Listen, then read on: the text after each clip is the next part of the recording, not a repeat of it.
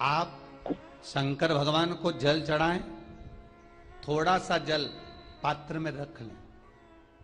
जहां पूजन कर रहे हैं, जब थाली से पूजन पहले, सबसे पहले तो जल ही चढ़ाओगे ना, जल चढ़ाने के बाद उस पात्र को रख लें।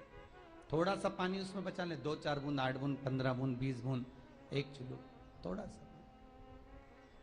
भगवान शिव की आराधना करी, आपने दिया बत्ती करा, पूजन करा, आराधना करी, मंत्र जाप करा, घंटी का नाद करा, और भी लोग आए, उन्होंने भी भगवान का नाम लिया। जब घर की ओर प्रवेश करें, पूजन की थाली जब लेकर चलें, तो जो कलश में जल हो उसका आचमन कर लें या अपने ऊपर छीट लें, उससे सुख का अनुभव होता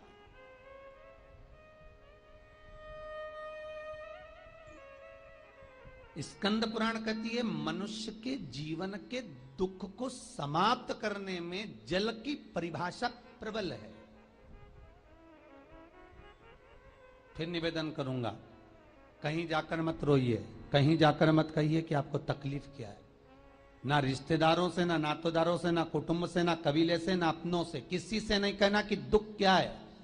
बस इतना करना कि किसी मंदिर में अगर पूजन करने जा रहे हो, आप जिस पाठ को कर रहे हो, जो पाठ आप करते हो, हमें ये भी नहीं कहना कि तुम शंकर का पाठ करो, हम तो ये भी नहीं कहेंगे कि शिव कवच करो, हम ये भी नहीं कहेंगे कि हम बताएं वो वाला पाठ करो। तुम तो जो पाठ करते हो, तुम जो स्मरण करते हो, जो तुम मंत्र जाप करते हो, जो तुम नाम जाप करते हो, तुम्हारी मर्जी, तुम जो जपते हो, बस उस जप के समय पर कटोरी में, गिलास में, तांबे के पात्र में, पंचपात्र में जल हो, और उस जल का आचमन, उस जल का सींचन दुकान पर, घर पर रोज करना प्रारंभ कर दो। आधे से ज्यादा तुम्हारी तकलीफ, आधे से ज्यादा तुम्हारा कर्जा, आधे से ज्यादा तुम्हारा दुख तो भगवान यूं ही समाप्त कर देगा, यूं ही।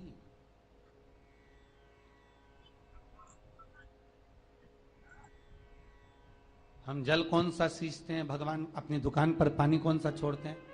अपने घर पर जल कौन सा सींचते हैं? जब मटके में से भर कर लिया है, कुंड में से भर कर लिया है, अपने घर में नल में से भर कर लिया है, और वो पानी लाने के बाद में अपन सब दूर छीट दिया। अपन वो वाला पानी कभी नहीं छीटते जो रखा है, जो आराधना के लिए रखा है, साधना के लिए रखा है,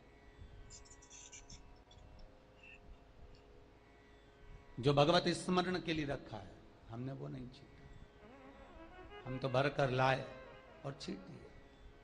अरे भाई, बहुत दुख है, बहुत तकलीफ है, बहुत कष्ट है, कहीं मत भटको। जिससे तुम्हारी अच्छी पटे उसका स्मरण कर कर, उसका भजन कर कर, उसका कीर्तन कर कर, उसका नाम जाप कर कर। हम तो ये भी कहते हैं कि तुम जो भजन कर सकते हो, तुम जो स्मरण कर सकते हो, तुम्हारी चित्तवृत्ति में जो आता हो तुम वो करना। हम भी बताएं तो भी मत करना। तुम्हें अच्छा लगे तो करो, नहीं लगे तो तुम जो कर रहे हो बहुत अच्छा करो, तुम उसको जो